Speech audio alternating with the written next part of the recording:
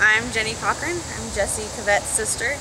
What do you think of groups like Ceasefire Oregon and Moms Demand Action, or the other groups that support gun controls, as they share this story around and give their take on it? I think they should learn more about the situation and learn more about Jessie before they decide that they're going to try and use her for their benefit, because Jessie was very pro-gun and our whole family is very pro-gun.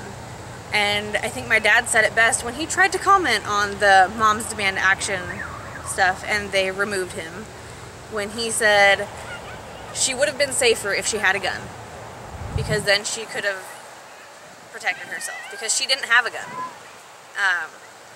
She wanted one, she hadn't had one. They're idiots. They don't know what they're talking about. It's like, yeah, let's go take all the guns away from people who are responsible with them. Let's just put everyone at risk, because you're not going to take them away from the bad guys. They're always going to have them. Do you feel sort of violated that groups like that are taking advantage of this situation? Totally. They shouldn't be using her at all, because this isn't something that a gun did. This is something that Josh did. The gun didn't pull its own trigger. Josh pulled the trigger. The gun is a tool, and Josh was the person who was using the tool. Just like if a house is built wrong, you're not going to blame the hammer. You're going to blame the carpenter. And I think that they shouldn't be trying to use this for their own personal agendas, because they don't know anything about the situation. They don't know anything about my sister.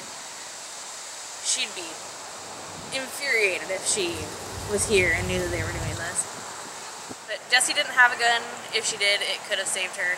Josh, there's already a law that says Josh couldn't have a gun. He is a felon. He didn't get it legally, and I think what these people are missing is that their laws aren't going to protect the people who are actually law-abiding citizens. It's going to endanger them, because they're going to be the ones who get their protection taken away, and the felons are always going to have a way to get them. And so my dad said it best when he said that if you want to keep yourself from being a victim, you need to arm yourself. And that's kind of what our whole family thinks.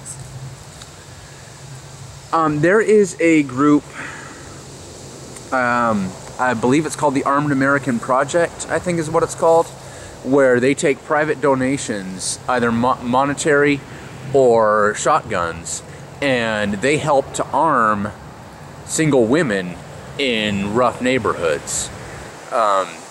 They've launched the pilot programs in Houston, and it's been very successful, and they're looking to expand to other places. Do you think something like that could have helped your sister out?